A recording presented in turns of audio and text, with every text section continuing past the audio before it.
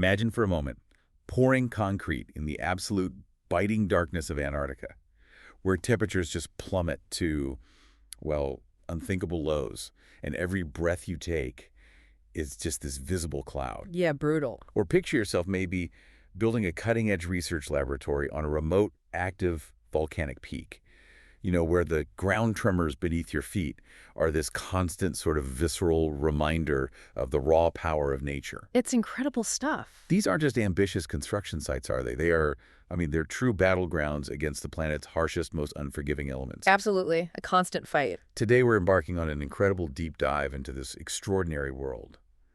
The world of construction in extreme environments. We're going to pull back the curtain on the ingenious best practices, the truly cutting-edge technologies, and just the sheer human ingenuity required to build the very edge of what we thought was possible. And what's truly fascinating here, I think, is how these projects don't just, tweak existing methods. They fundamentally push the boundaries of every single aspect of construction. Every aspect, like what specifically? Well, we're talking about everything from the fundamental material science, like how does concrete or wood actually behave under that kind of extreme stress, to the most complex layers of project management, Right. where every single decision, could potentially have life or death consequences. Oh. We'll journey from the freezing poles to scorching deserts, dive into the literal depths of underwater construction. Literally dive in. Literally. And then surface to tackle the logistical nightmares of truly remote sites. You're going to hear about the meticulous, almost obsessive planning needed when every single nail, every screw, every component is this precious, irreplaceable commodity that might have traveled thousands of miles just to get there. So, what does this all mean for you listening? Whether you're managing a complex project in your own field, or perhaps you're just, intensely curious about the limits of human endeavor. This deep dive offers a powerful reminder. The core principles of good construction, when truly pushed to their limits, can adapt and evolve to overcome any challenge. It's really a testament to human resilience and innovation. Let's get started. Let's do it. Our journey into the unimaginable begins not with a shovel in the ground, surprisingly, but with the blueprint itself, the intricate world of project management in conditions where the stakes are just astronomically high. That's exactly right. In these extreme environments, every estimate you create is it's laced with significant uncertainty. Think about it. Yeah. Trying to predict precise weather patterns years in advance in the Arctic, where a sudden blizzard can halt all progress for weeks. Impossible, almost. Or anticipating subtle geological shifts on a remote volcanic fault line that could compromise a foundation you haven't even poured yet. Right. The larger and more complex the project, the more severe the risk consequences can be. They multiply, exponentially. So this raises a huge question then for project leaders and the teams. How do you effectively deal with such a staggering magnitude of unknowns? When the variables seem endless and the margin for error is, razor thin. Yeah, that's the core challenge. Given that staggering number of unknowns in these places, what's the most vital component? Is there one key thing in a project management strategy that can genuinely stand up to that kind of volatility? Is there any room at all for, improvisation, or does everything have to be just rigidly structured? Very, very little room for improvisation. Not when lives and, frankly, billions of dollars are on the line. Right. The most vital component is precisely that structure you mentioned, a comprehensive risk management process. Okay. And this isn't just, an arbitrary function you check off a list. It's an absolutely critical, continuously integrated component that permeates all project phases. All phases. From the very start. From the absolute very beginning. This continuous integration starts right from the earliest stages, in the pre-design and design phases. That foresight, it's fundamentally critical for effective development on large and complex projects. Why so early? Because it allows you to identify potential issues and actually plan for them before they become catastrophic problems on site. Without that proactive approach, you're essentially building blind, just hoping for the best in environments that are, frankly, designed to deliver the worst. Okay, so what does that risk process actually look like? What are the specifics? Well, when we talk about the specifics, it involves a pretty rigorous multi-step approach. First, you need to meticulously assess and analyze the potential impacts of various risks. So not just naming them. No, it's not just identifying a problem like high winds. It's about quantifying what that problem could actually cost in terms of time, money, and most importantly, safety. Can you give an example? Sure. So understanding that a specific wind event might not only delay work for, say, 3 days, but also potentially damage a critical crane, which then leads to further delays and significant repair costs. You trace the ripple effects. Okay, assessing. Then what? Then you develop detailed mitigation and contingency plans. Mitigation is about trying to prevent the risk from occurring in the first place. Like? Maybe using specialized equipment that's designed for high winds, or scheduling certain lifts only during predicted calm periods. And contingency. Contingency is what you do if, despite your best efforts, the risk happens anyway. Plan B. Exactly, like having backup components readily available, or maybe even an alternative construction method ready to go if the primary one becomes impossible.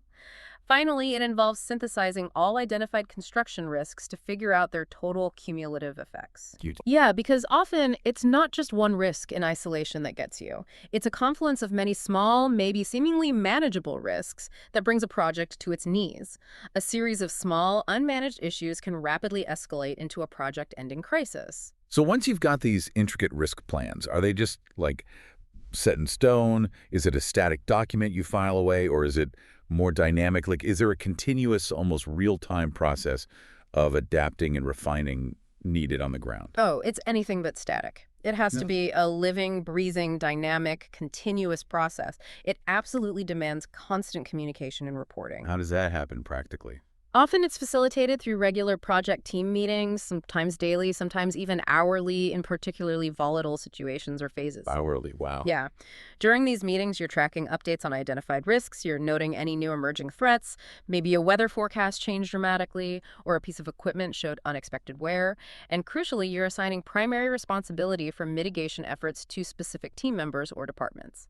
Accountability is key. So someone owns each risk. Pretty much. And then it's about ensuring that risks come to a clear resolution. It can't just hang there. A risk can be avoided entirely, maybe through a design change.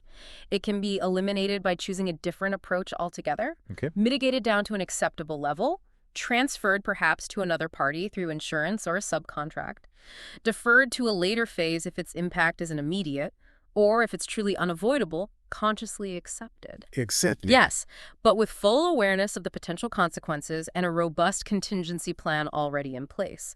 This active, ongoing engagement and accountability are what keep the project responsive and resilient in its ever-changing, often hostile environment. So how do you formalize all this? You can't just rely on meetings, surely. No, absolutely not. To formalize this level of continuous oversight, key documents like the resource management plan become absolutely vital. Resource management plan, what's in that? This plan meticulously outlines how all project resources, whether they're human capital, specialized materials, critical equipment, or financial assets, how they're acquired, allocated, monitored, and rigorously controlled throughout the entire project lifecycle. Okay, makes sense. Equally important is the risk management plan itself. This details exactly how all those risk management activities we just talked about will be structured and performed. Who does what, when, how it's reported. Got it. These aren't just binders gathering dust on a shelf, you know. They are living guides that dictate how the entire team operates under immense pressure. They provide a roadmap for navigating that uncertainty we discussed. And when you're working with so many unknowns, especially really early on in the process, I imagine you have to build in a pretty significant financial buffer for the stuff you just can't predict. You're absolutely right. At the budget estimate stage, especially when you're just starting to define a project in a place like the Arctic or, say, a remote volcanic island, the inherent unknowns are so vast that a design contingency of maybe 15 to 25% isn't just recommended. In many cases, it's a non-negotiable part of responsible planning. 15 to 25%, that seems huge. It is. But let's be clear, this isn't a sign of sloppy management or some kind of cushion for inefficiency. Okay. It's a realistic acknowledgement that in these extreme environments, new data will inevitably emerge. Maybe a detailed geological survey uncovers an unexpected fault line right beneath your proposed foundation. Or a predicted 5-year weather pattern shifts dramatically because of climate change accelerating faster than models predicted. This substantial buffer provides the critical financial flexibility to adapt to those unforeseen challenges. It prevents the project from being financially derailed or even abandoned entirely when something unexpected crops up. It's essentially your project's insurance policy against the truly unimaginable. It ensures you can pivot without catastrophic cost overruns when nature inevitably throws you a massive curveball. Okay, let's unpack this a bit further then. When we talk about building these incredible structures, in places where nature is actively fighting against you, it's not just about the materials and the machines, is it? It's got to be profoundly about the people who design, plan, and actually build them. Who exactly makes up this brains trust that can handle that kind of pressure? Absolutely.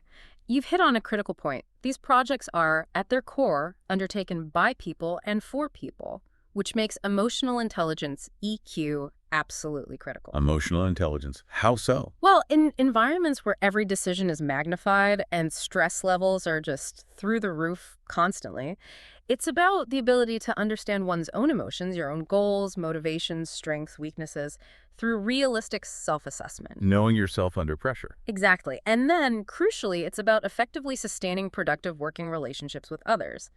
Imagine being stuck on a remote Antarctic base for 6 months through the winter darkness, with the same small group of people under constant pressure and extreme conditions. Interpersonal dynamics can quite literally make or break a project. A team with high emotional intelligence can navigate conflict, build trust, and maintain morale far more effectively than one that doesn't have it. That makes sense. So how does leadership play into that? Well, this often ties directly into a leadership philosophy known as servant leadership. Servant leadership. What's the core idea there? This style focuses intensely on understanding and addressing the needs and the development of the project team members themselves, all with the ultimate goal of enabling the highest possible project team performance. So the leader serves the team. In a way, yes. Servant leaders prioritize developing individuals to their highest potential. They focus on addressing their questions, removing obstacles for them, fostering their growth, rather than simply dictating tasks from on high.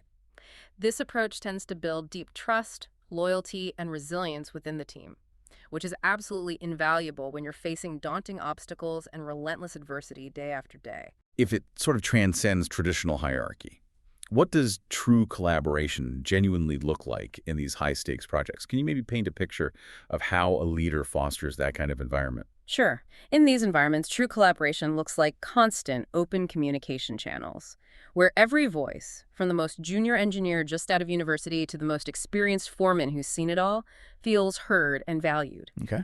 It looks like multidisciplinary teams maybe co-locating or at least continuously sharing digital models and data in real time to identify clashes before they happen on site. Preventing problems digitally. Exactly. The sheer complexity introduced by the newest technologies and advancements in materials and methods today simply demands an unprecedented level of collaboration, coordination, and communication.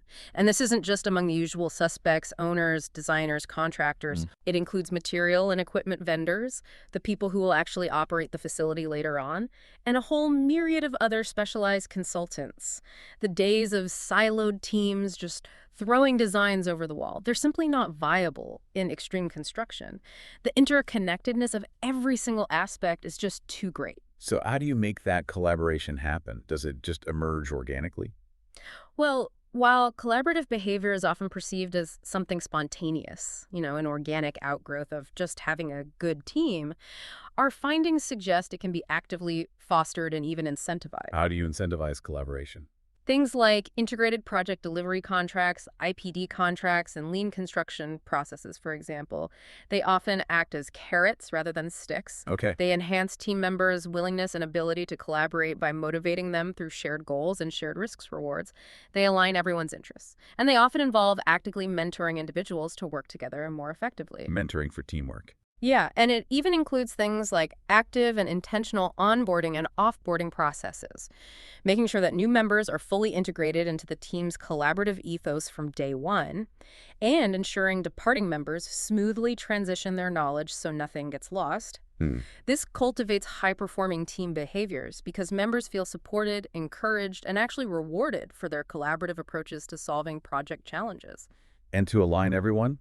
Especially when you have such diverse expertise pulling in potentially different directions, having a clear shared purpose must be absolutely essential. Right? Precisely. You absolutely need that North Star. That's where a well-crafted project vision statement comes in. That makes a good one. It needs to be a concise, high-level description that clearly articulates the project's ultimate purpose and its core values. But beyond just stating a goal, like build a research station, it's designed to inspire the entire project team to contribute meaningfully. Yeah. When everyone understands and truly buys into the overarching vision, whether it's, building a sustainable research station to unlock secrets about climate change, or maybe a critical piece of infrastructure that connects remote communities, it provides a powerful, unifying motivator. It helps overcome adversity and keeps people committed, even when the going gets incredibly tough, which it inevitably will. It gives every individual a sense of purpose beyond just their specific task for the day. Okay, from the meticulous planning of human teams, let's now plunge into the literal chill factor. Construction in cold regions. When you're building in places like Antarctica or the far reaches of Siberia, the very ground itself is a constantly moving, freezing challenge. We're talking about permafrost. What's the deep dive here beyond just it's cold? Right. The truly shocking insight, I think, with permafrost isn't just that it's frozen ground, it's that it's a constantly shifting, potentially destructive force. Destructive. How? Well, if we connect this to the bigger picture, permafrost presents unique and immensely complex foundational problems. This ground, which can contain a significant amount of ice, has the potential to thaw, either seasonally or sometimes as a direct result of heat radiating from the structure you just built on top of it. The building itself causes thawing. Exactly. And when that ice melts, the ground settles, often dramatically and unevenly. Then, when winter comes again and it refreezes, it expands, causing what's known as frost heave and thaw settlement. Goes up and down. Precisely. Imagine the very earth beneath your building literally capable of tearing structures apart through this constant expansion and contraction cycle. This phenomenon can literally rip foundations apart, leading to severe structural instability. It requires specific, highly specialized engineering solutions to ensure long-term structural integrity and prevent catastrophic failure.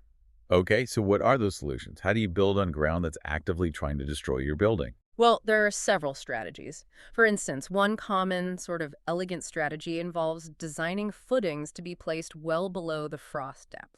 Just digging deeper. It's not simply digging deeper. It means strategically positioning the foundation so it rests on stable, permanently unfrozen ground that isn't affected by those seasonal freeze-thaw cycles or the heat coming from the building above. This prevents that destructive movement. Okay. What else? Alternatively, in some particularly challenging ground conditions where maybe differential settlement, one part sinking more than another is a major risk, post-tension slabs are often employed. Post-tensioned. What does that mean? These are sophisticated structural elements. They're concrete slabs that are actively reinforced with high-strength steel cables after the concrete is poured. After. Yeah. These cables are then tensioned, basically pulled really tight, which puts the concrete under compression. This makes the slab immensely strong and incredibly rigid. This allows them to support significant gravity loads and effectively bridge over areas of potential differential ground movement. They provide ideal foundations for even multiple floors, precisely because they can withstand considerable shifts in the underlying soil without cracking or failing. And beyond just supporting the structure, I think I've heard about actually insulating the ground itself. Yeah. How does that work, and is that a common solution? That's where insulating concrete forms, or ICFs, come into play. And yes, they are becoming increasingly common, especially in cold regions. ICFs, what are they? These systems are essentially hollow blocks made of rigid insulation. Often it's expanded polystyrene, like high-density styrofoam. They interlock, kind of like Legos. Okay. Once you assemble the formwork, you fill the hollow core with concrete, usually with rebar reinforcing. This creates a solid, reinforced concrete wall that is encapsulated within a continuous layer of insulation on both sides.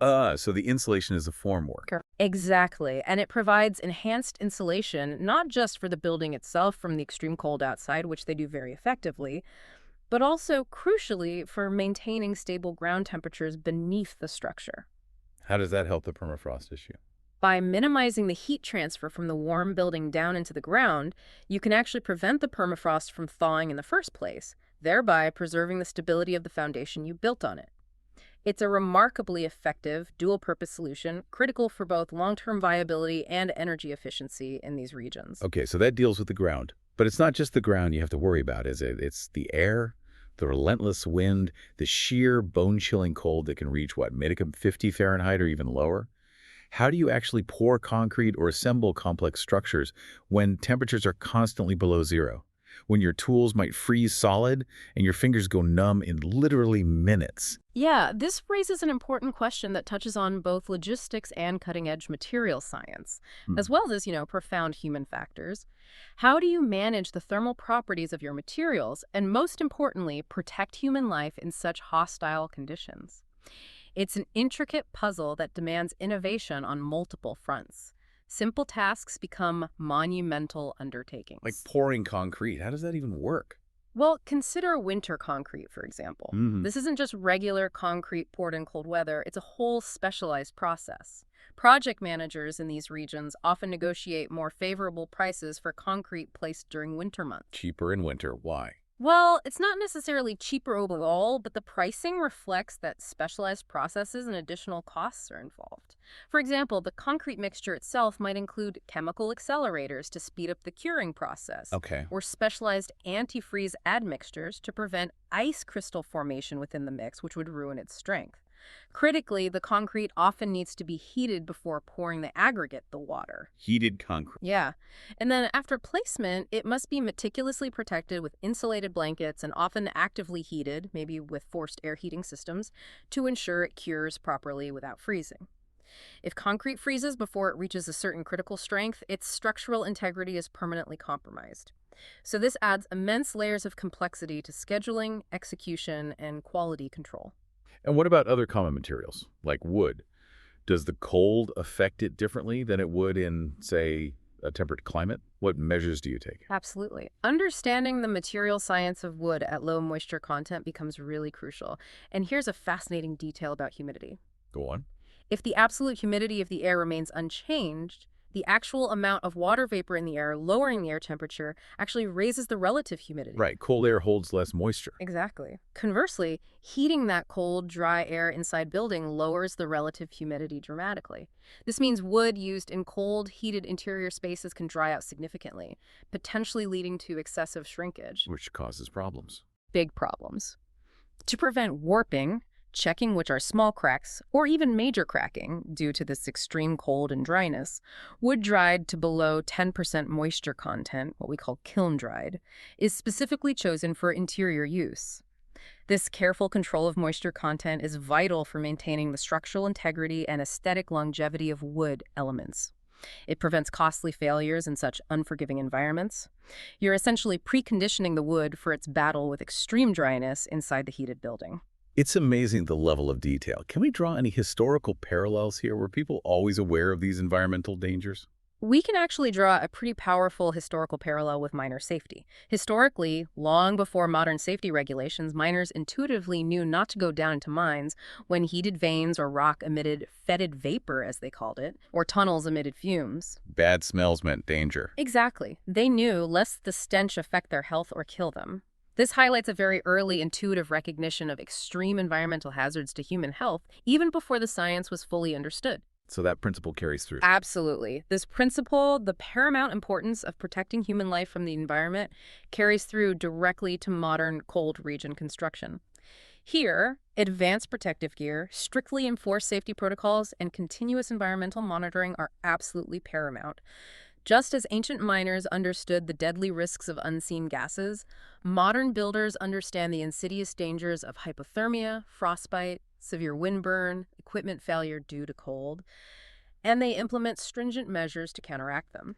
So the safety protocols must be incredibly strict then, going far beyond what you'd see on a typical construction site in a city. No, they are indeed a level above, absolutely. In these environments, safety management becomes an even more critical, completely non-negotiable part of project execution. Construction managers establish comprehensive safety programs, often with dedicated full-time safety officers whose sole job is to ensure safety, not manage production schedules. Dedicated safety officers. Yes, and they require job hazard analyses, JHAs, for pretty much any critical, high-hazard, or even just non-routine activity. JHAs, what are those? These JHAs meticulously outline every single step of a task. They identify potential hazards at each step, like slipping on ice, dropping a tool with numb fingers, a hydraulic line freezing. And then they prescribe specific plans and procedures to perform the work safely. And these get reviewed. Rigorously. They're reviewed in safety coordination meetings, sometimes multiple times a day, depending on the operation. This level of foresight and planning is paramount when working in sub-zero conditions, where the risk of accidents is heightened exponentially.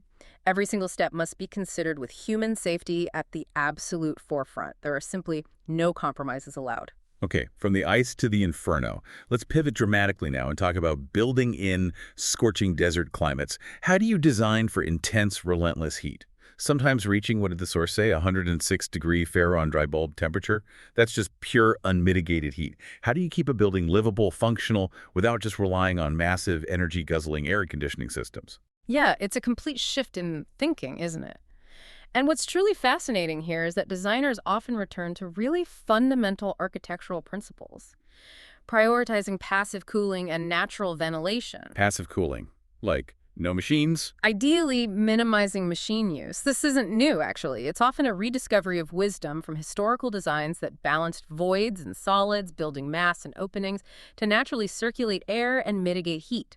Long before mechanical cooling even existed, they looked at how ancient cultures built successfully in similar climates and adapted those timeless lessons using modern materials and understanding. So what are some specifics? How does that work in practice? Well, consider the meticulous approach to window placement, for example. Palladio, the famous Renaissance architect, articulated this principle way back then.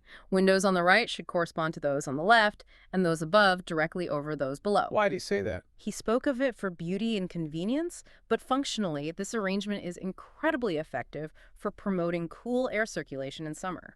It creates natural pathways for breezes, which is essential in mitigating desert heat. How does alignment help airflow?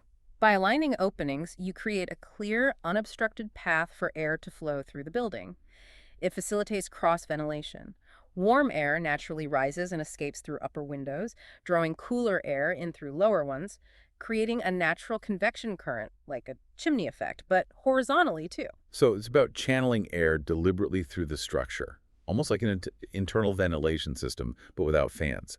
What about the actual mechanical systems like ductwork? Do you place that differently too? Exactly. Even modern systems like ductwork placement are critically reconsidered in extreme heat. Ductwork should absolutely not be located in exterior walls or vented attics, Why not? Seems convenient sometimes. because those areas are subject to extreme temperature fluctuations.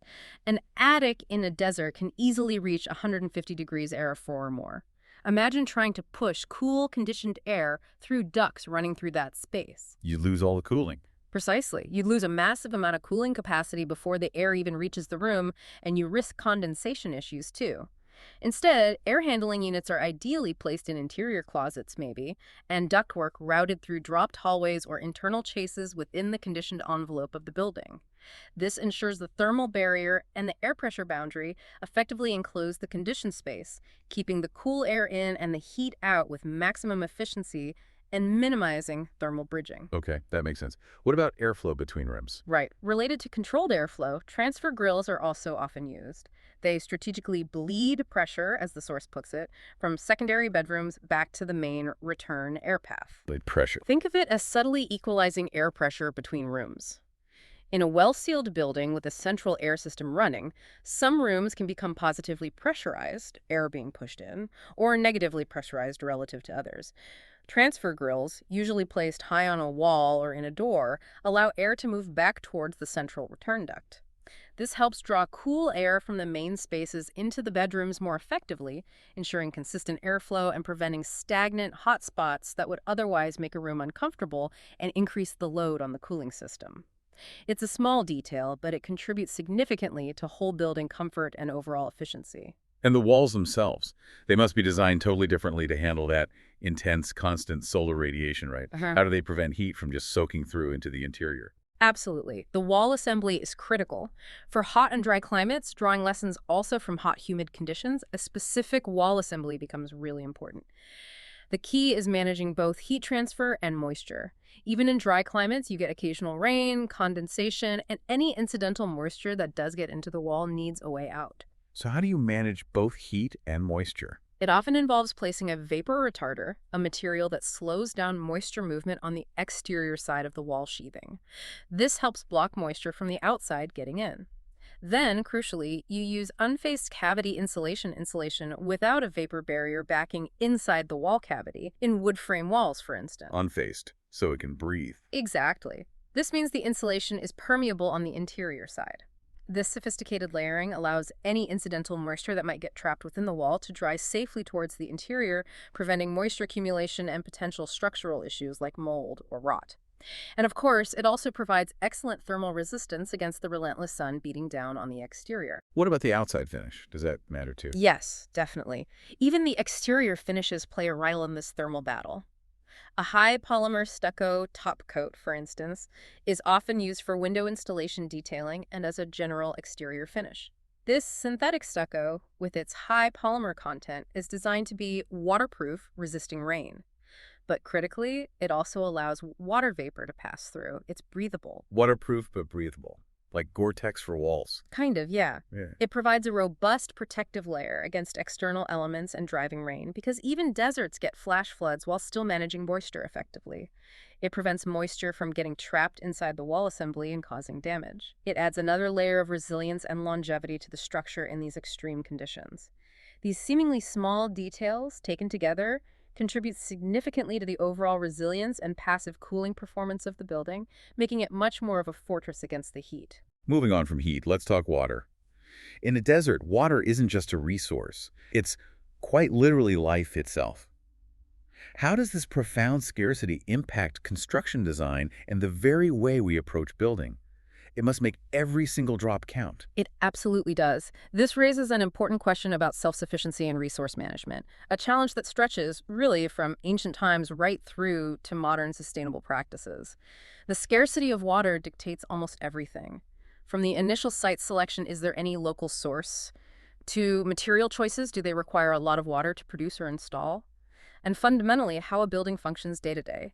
It transforms water from just another utility into a central design principle. You mentioned ancient times. Do they have ways of dealing with this? They did incredibly insightful ways, actually, for finding hidden water. Ancient builders, like those described by Vitruvius, the Roman architect, didn't just dig wells randomly. They sought specific marks in the landscape, things like the form and face of the ground, studying subtle changes in topography that might indicate underground water flow. They paid close attention to the nature of the soil itself, recognizing, for instance, that stony soil mixed with chalk or certain kinds of clods of earth containing the finest water were indicators of hidden underground springs. Wow. Reading the land. Exactly. It illustrates an incredible early resourcefulness and a deep understanding of local geology and hydrology, a sensitivity that is still incredibly relevant today when every drop counts and every decision around water extraction or conservation carries immense weight. So modern construction also has to integrate cutting-edge water-saving innovations then. You can't just rely on external, often distant supply lines, especially in remote desert locations. Precisely. Modern sustainable design, even in the most extreme environments, often incorporates advanced features like green roofs. Green roofs in a desert. Isn't that counterintuitive? It might seem so, but they can be designed specifically for arid conditions. These systems utilize lightweight, engineered soil that can absorb a surprising amount of rainwater when it does fall, sometimes up to 40% of its own volume. Okay. Beneath this soil, you have layers of filter fabric to prevent fine-grained soil from clogging the drainage layer below, and then specialized retention and drainage layers work together to collect and then slowly release any excess runoff. So what are the benefits? Well, it contributes to crucial water conservation in arid regions by capturing and storing precious precipitation. But it also significantly aids in passive cooling by reducing the urban heat island effect. The roof surface stays much cooler than bare asphalt or concrete, and it provides evaporative cooling as the stored water slowly evaporates. It becomes a living, breathing component of the building's environmental management system. Interesting. Any other historical examples of clever water management in isolated places? Yes, we can actually see some historical parallels in surprisingly sophisticated water management within monastery wastewater systems. For example, historical Cistercian monasteries, which were often deliberately built in remote, self-sufficient locations. Right, they had to be self-reliant. Exactly. They used ingeniously designed, covered-over streams or channels as underground sewers for carrying away wastewaters from facilities like latrines, which they called re-redoorters. Covered streams as sewers. Yeah. This demonstrates remarkably early, sophisticated water management and sanitation systems in enclosed, self-sufficient communities. It's a concept directly relevant to isolated extreme environments today, where every resource must be managed internally and efficiently. It's all about creating closed-loop systems wherever possible, minimizing waste and maximizing reuse, much like a modern sustainable campus or research outpost might operate in a desert environment. Now, for a real deep dive, and I mean that literally this time, how on earth do engineers manage to build underwater? Facing immense pressures, near zero visibility sometimes, bone-chilling cold, and just entirely alien conditions. Whether it's for complex habitats for humans or the foundational elements of massive bridges, this just seems like an almost impossible feat. It really does push the envelope, doesn't it? And what's truly fascinating here, I think, is how the indomitable can-do spirit of engineering is tested beyond anything we typically imagine when the environment is completely alien. Yeah. This isn't just construction as we know it, it's genuinely pioneering endeavor. It demands not only incredible technical skill, but also immense courage, unparalleled adaptability, and a willingness to confront an environment that actively resists human intervention at every single turn. It's about finding innovative ways to overcome the crushing forces of nature and the logistical nightmares of working in an entirely foreign medium. Can you give an example of that pioneering spirit, maybe from history? A really powerful historical example that embodies this pioneering spirit and also the inherent risks involved is Mark Brunel's Thames Tunnel project. Ah, the Brunels again. Father and son. Father and son, yes. This undertaking, begun way back in the early 19th century, was a monumental challenge. Digging a pedestrian tunnel under London's heavily trafficked and, frankly, sewage-laden River Thames. Sounds dangerous. It was a brutal, incredibly dangerous job. Workers constantly battled flooding, explosions of methane gas seeping from the riverbed, and even pockets of quicksand. It was during this project, actually, in January 1828, that the young Isambard Kingdom Brunel was nearly killed. The river broke through the tunnel shield, causing a devastating collapse and tragically drowning several workers. Brunel himself was swept away but miraculously rescued. This project vividly highlights the early, incredibly dangerous attempts at underwater construction. It underscores the inherent risks and the steep, often bloody, learning curve involved in venturing into such unforgiving environments. It was a pioneering effort that pushed the boundaries of what was thought possible, revealing both the perils and the immense potential of underwater work, forged through sheer grit and unimaginable sacrifice. Even for something maybe less ambitious than a tunnel, like bridge foundations. Underwater construction must have posed incredible challenges historically, long before modern diving bells and saturation diving tech. Indeed it did. We can look again to someone like Palladio, his detailed designs for the Bassano Bridge over the rapid Brenta River in Italy. What do you propose? His plans describe a really robust wooden bridge structure, supported by 4 orders of piles, massive timber supports driven deep into the riverbed. These piles were then connected by strong oak and larix beams and cross beams, called correnti, all meticulously nailed together, with decorative brackets called modillions supporting the weight above. So complex timber work underwater. Essentially, yes. This demonstrates remarkably sophisticated historical techniques for constructing and challenging riverine environments, which, by extension, involves significant submerged work to establish solid foundations against powerful currents and potentially unstable riverbeds.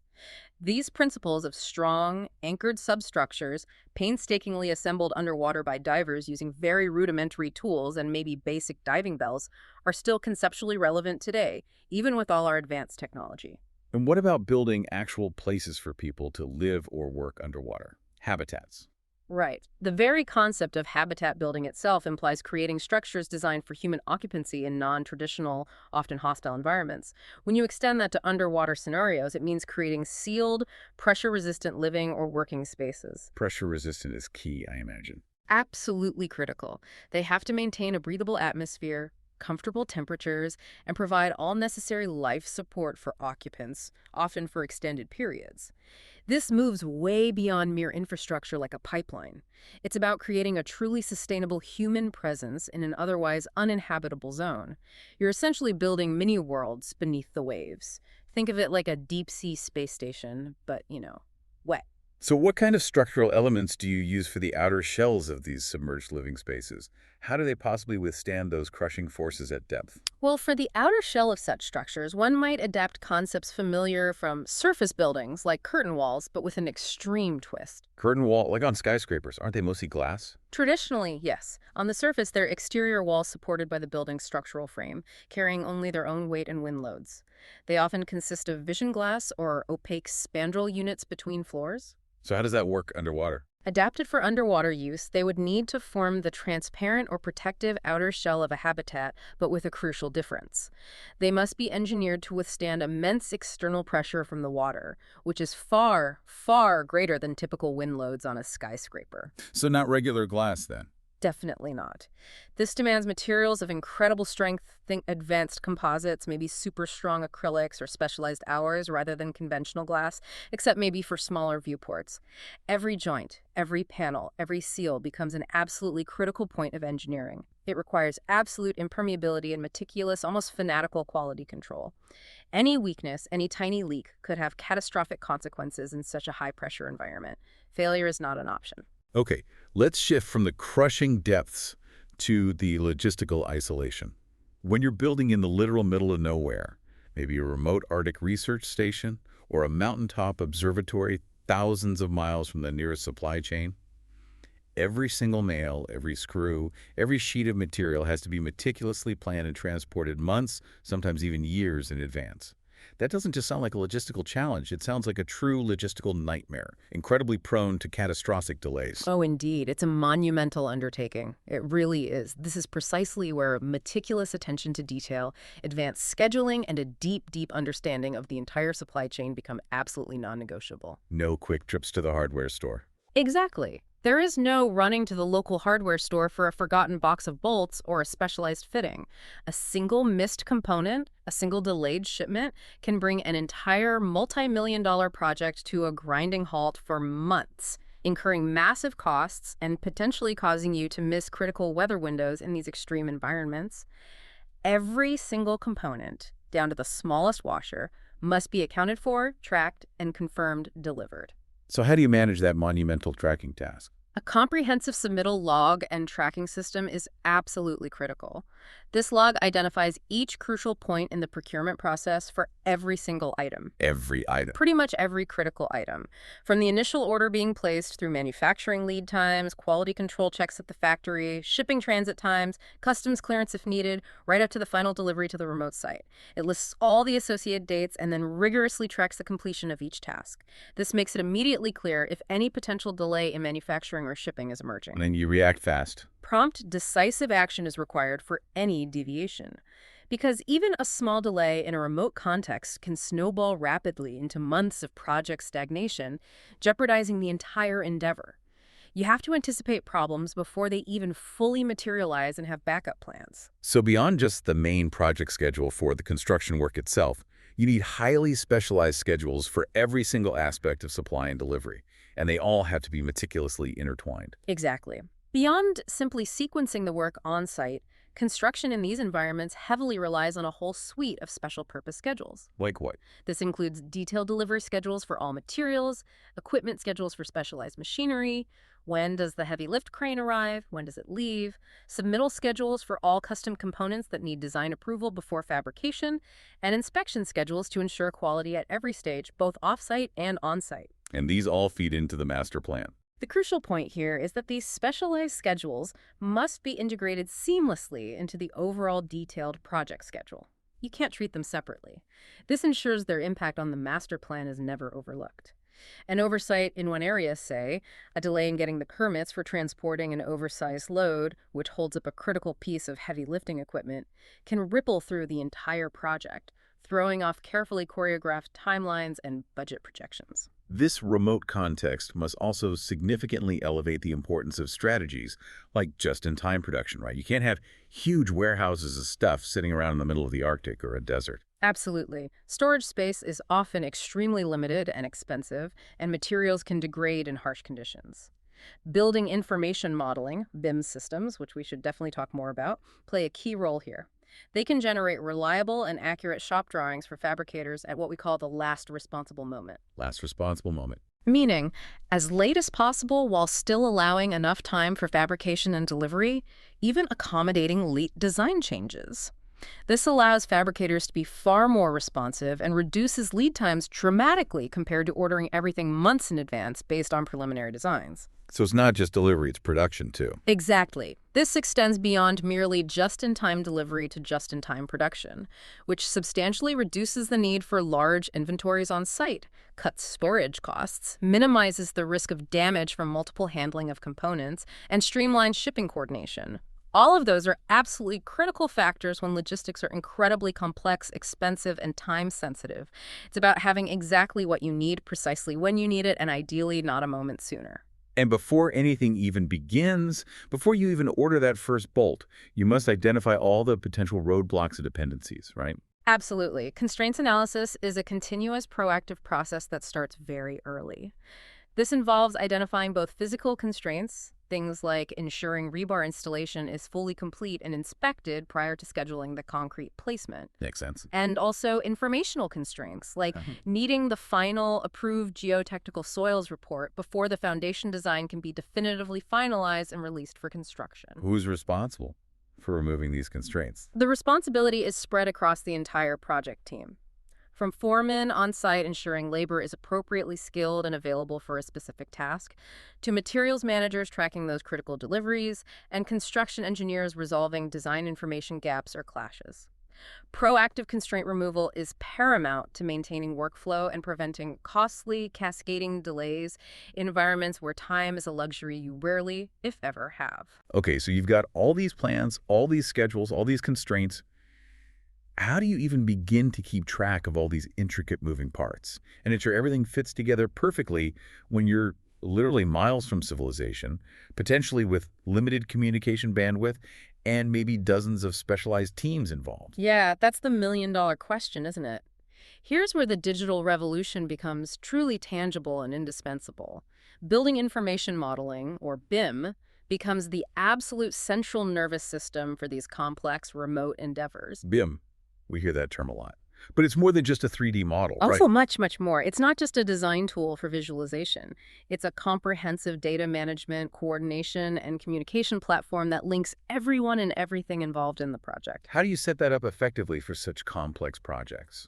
Well, first, establishing clear BIM goals and objectives is crucial from day one. This means setting precise expectations. What exactly will the model be used for? Defining the scope of work for the model. How detailed does it need to be?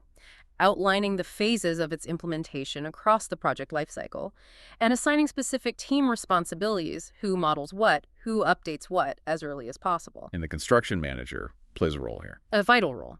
The CM often educates the owner on BIM processes and promotes its appropriate, effective use, ensuring everyone understands its immense capabilities, but also its limitations for the specific project.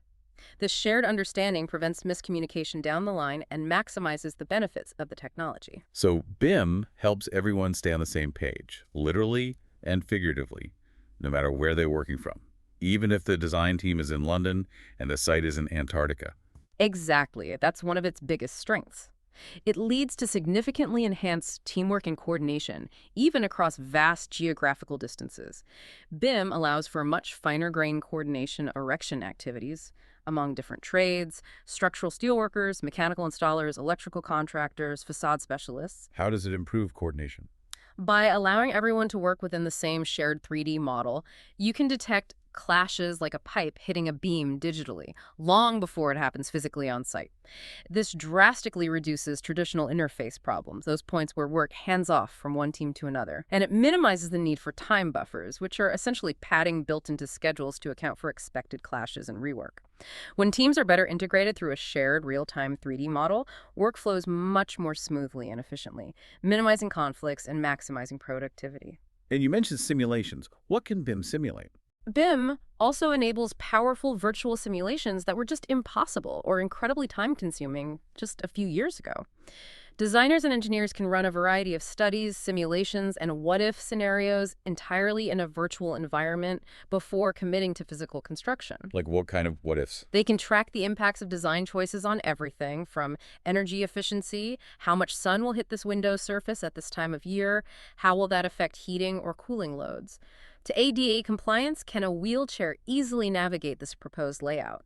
And complex spatial relationships, will this large piece of pre-assembled equipment actually fit through the temporary construction opening we planned? But you catch errors before they happen. Exactly. This proactive problem solving in a digital space saves immense time and resources on site.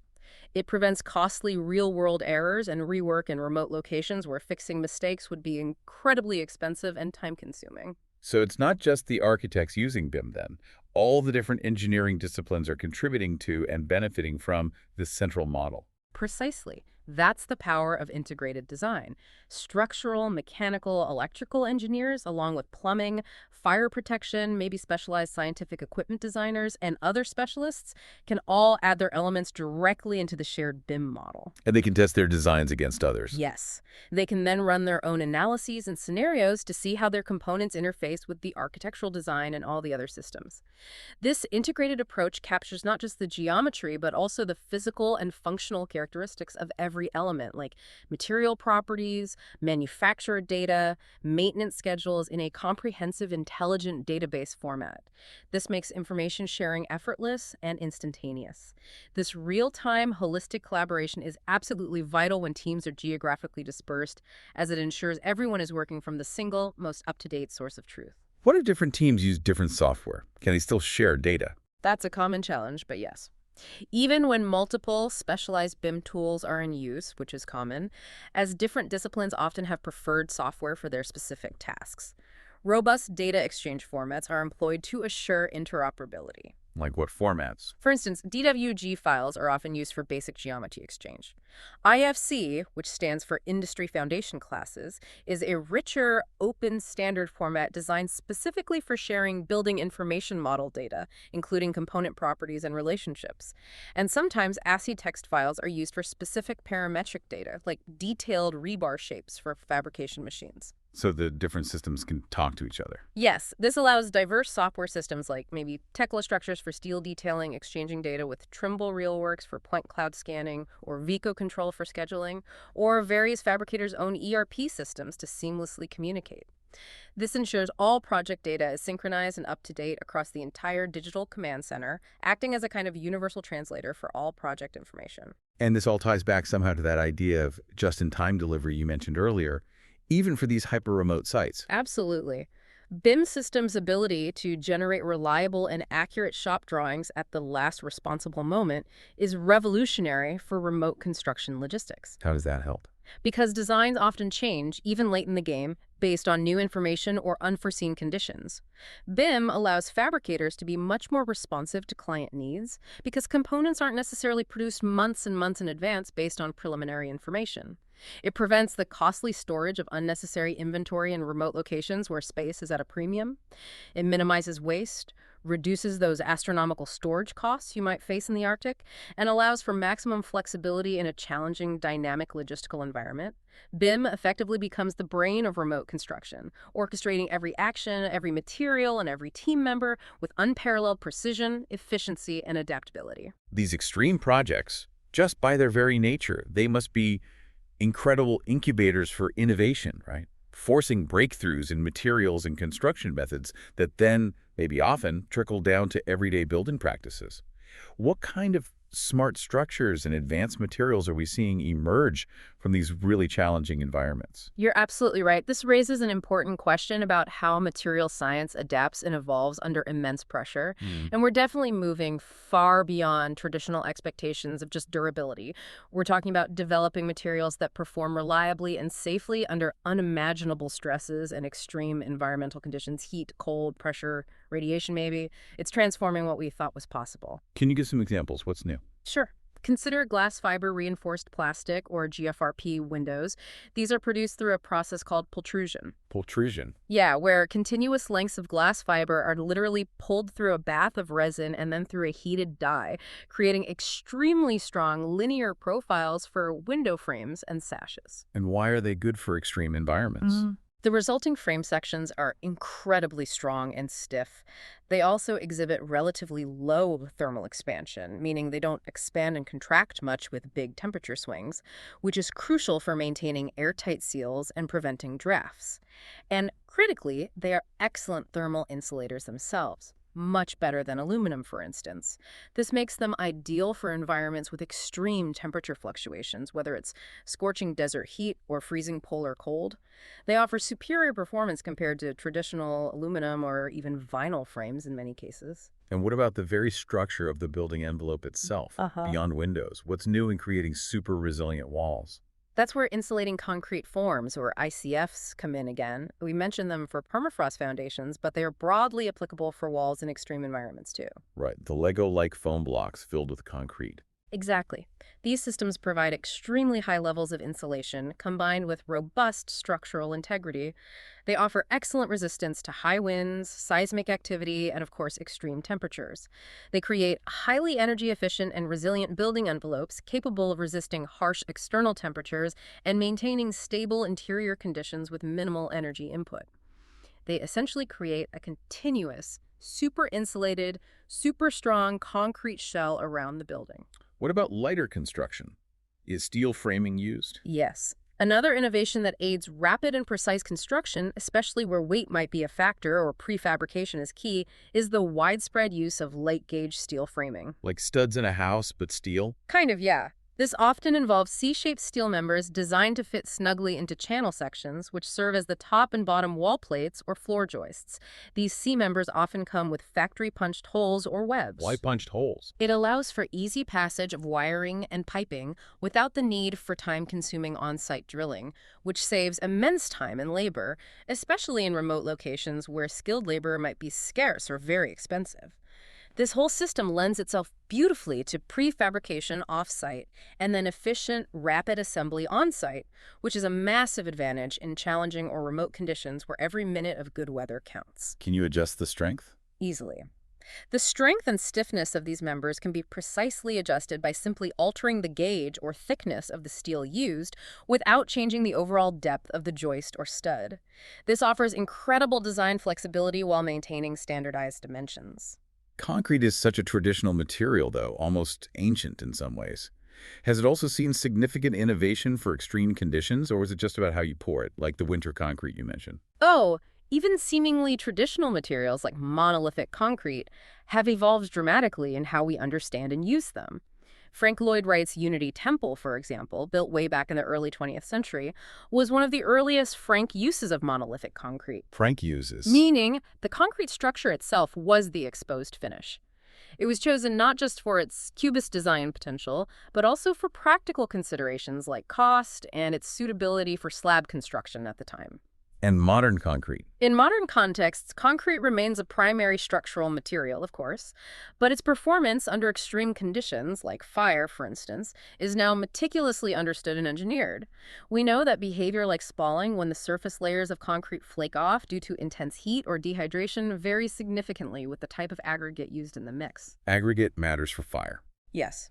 For instance, calcareal aggregates, which are derived from limestone, tend to show the lowest heat transmission during a fire compared to siliceous aggregates like granite. Knowing this allows engineers to select specific concrete mixes for applications where fire resistance is paramount in a challenging environment, like a tunnel or an industrial facility. And speaking of understanding materials at that really granular level, you mentioned wood science earlier. Is sophisticated wood technology also crucial? Absolutely. This isn't just about using wood, it's understanding its fundamental, almost living properties. For instance, knowing precisely how wood shrinks differently along its growth rings, that's called radial shrinkage, versus across the growth rings, tangential shrinkage. Tangential shrinkage is usually about double the radial. Why does that difference matter? It affects how wood moves and potentially warps or cracks as its moisture content changes. Understanding its fiber saturation point is also key. That's the precise moisture level, around 30%, where the wood cells themselves are fully saturated, but there's no free water in the cell cavities. Below this point, wood starts to shrink as it loses moisture. So this science informs how you use it. Exactly. This scientific precision, alongside the importance of proper kiln drying, maybe down to below 10% moisture content for interior use in dry, heated spaces, is vital for ensuring material stability. It prevents costly warping, cracking, or even structural failures that could compromise the integrity of the building and its performance in extreme conditions where humidity and temperature might fluctuate wildly. Here's where the future really starts to take shape, I think. The idea of localized production, actually making things right on site or very close by, even in the most extreme and remote locations. This sounds like a potential game changer for construction logistics and maybe even sustainability. It really is fascinating. What's fascinating here is that this is essentially what some people call the third digital revolution, where bits digital information directly change atoms' physical matter. Bits changing atoms. Yeah. This isn't just about computers helping us design things anymore. It's about digital design interfaces directly modifying the physical world around us through tools like large-scale 3D printers, CNC machines, robotic fabrication arms. This shifts the fundamental paradigm away from relying solely on global supply chains, which, as we've discussed, are often unreliable, expensive, and environmentally burdensome for remote sites towards local self-sufficiency. It addresses a core challenge of remote construction head-on by creating what you need right where you need it. Can you give an example of this in action? This revolution is beautifully embodied by the concept of Fab Labs fabrication laboratories. It's a worldwide network, actually, of local fabrication facilities that originated at MIT. Fab Labs, what do they do? These labs offer communities access to a suite of tools for digital and physical fabrication. 3D printers, laser cutters, CNC mills, electronics workbenches. They empower local communities to design and make things to solve local problems. Like what kind of problems? Well, a fantastic, maybe slightly unexpected example cited is shepherds in remote parts of Norway using their local fab lab to make custom radio frequency ID tags to track their wandering sheep.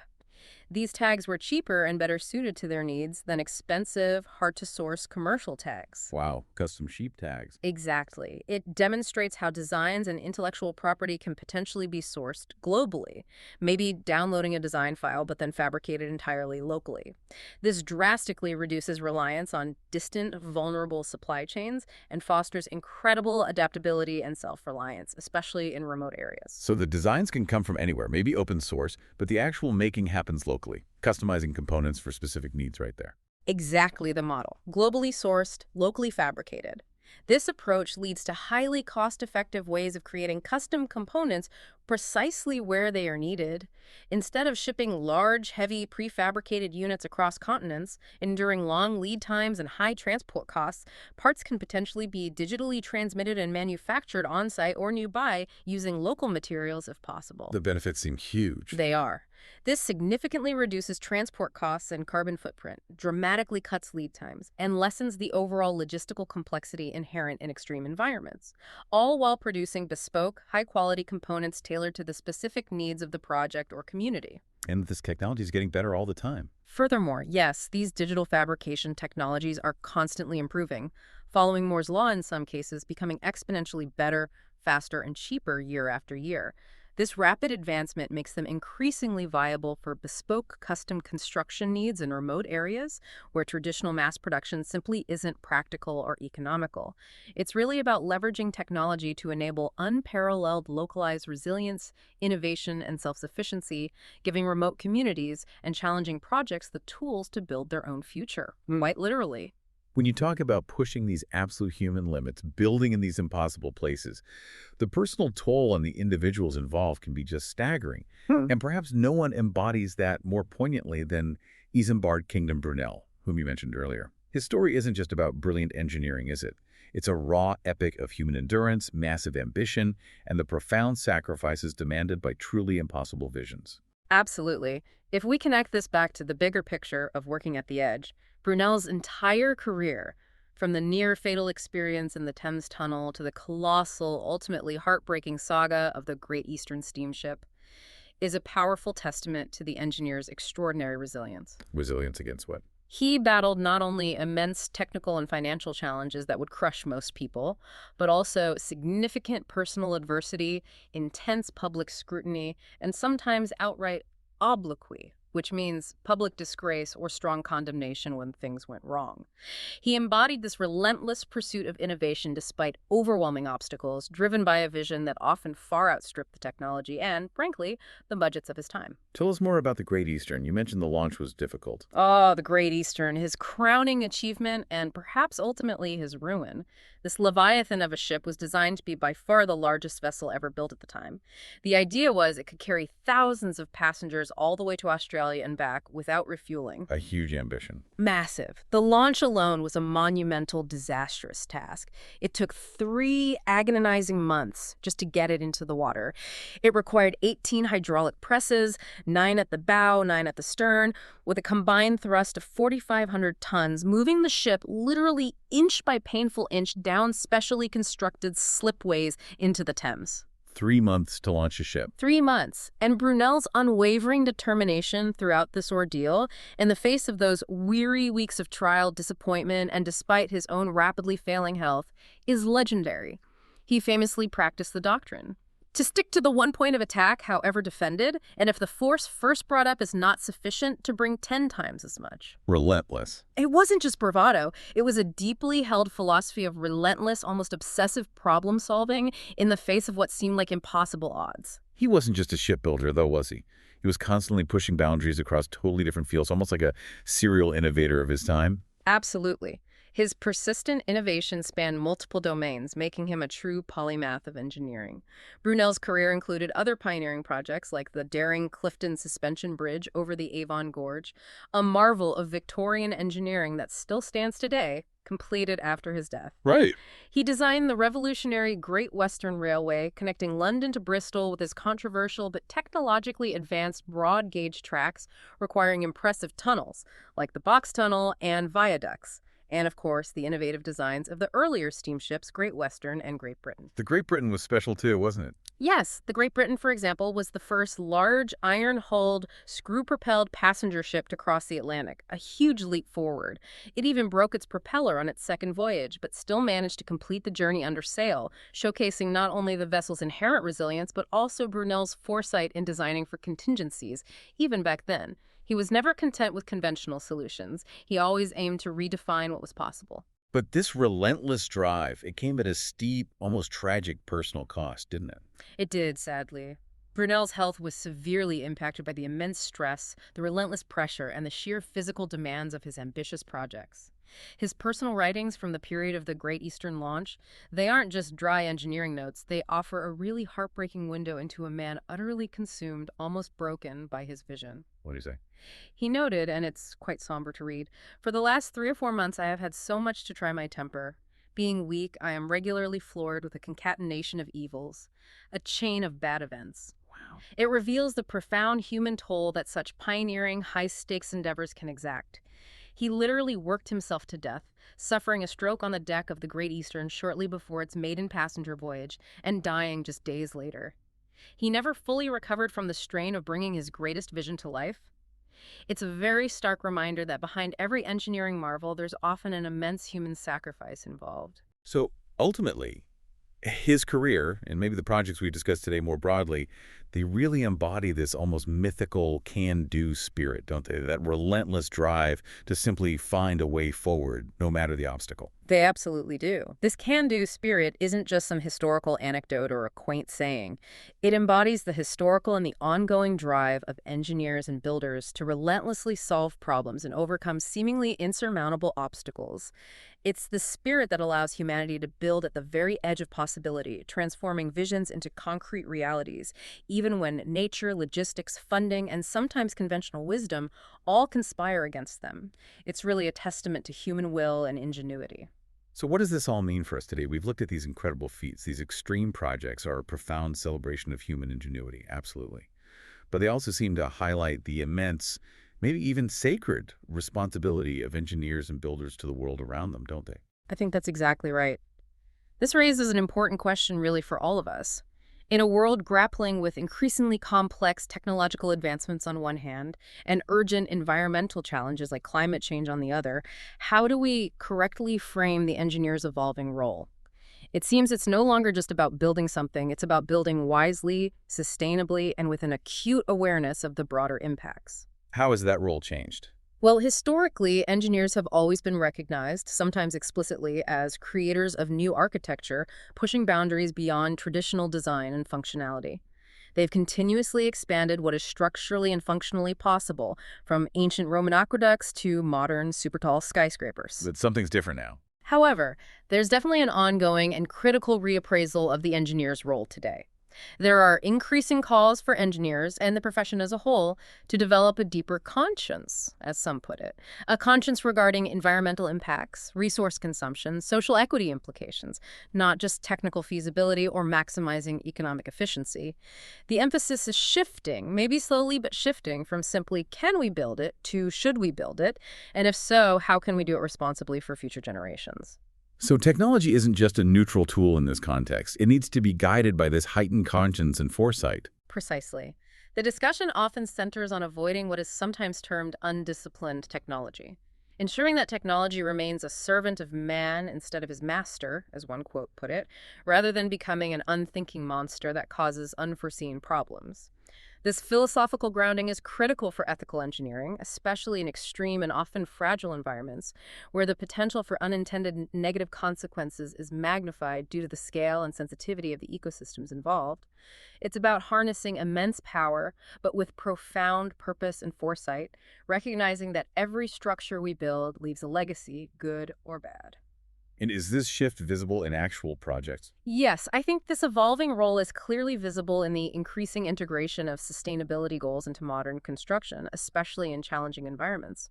We're seeing a real push for high performance and green buildings, aiming for remarkable levels of energy efficiency, drastically reduced construction waste, minimized operational carbon footprints, and sometimes even fully carbon neutral designs over their life cycle. Can you give an example? Projects like the Pertamina Energy Tower, designed for Jakarta, though its status is complex, aim to be a 99-story structure conceived as a vertical city. It exemplified this trend, an extreme-scale construction designed with groundbreaking green principles integrated from the start, oriented specifically to capture prevailing winds for natural ventilation, using advanced facade shading to minimize solar heat gain and energy consumption. These kinds of projects aren't just adapting to extreme conditions, they're trying to set new standards for how we build responsibly and intelligently in any environment, striving for harmony with nature rather than simply conquest. We have journeyed through some truly incredible landscapes today, haven't we? And explored the depths of human innovation. From the freezing darkness and shifting ground of permafrost foundations in the Arctic to the scorching deserts and the cleverness of passive cooling strategies. From the immense pressures of underwater habitats to the mind-bending logistical puzzles of the remotest construction sites. What we've seen is just truly inspiring. It really is. Whether it's meticulous risk management processes that try to account for every possible variable, or innovative passive cooling techniques that harness natural forces, complex BIM systems orchestrating every minute detail across continents, or just the sheer unyielding determination of engineers like Brunel. Construction in extreme environments forces us to reinvent, adapt, and push way beyond what we ever thought was possible. And what's truly fascinating here, I think, is that these projects, just by their very nature, expose the universal principles of resilience and intelligent design.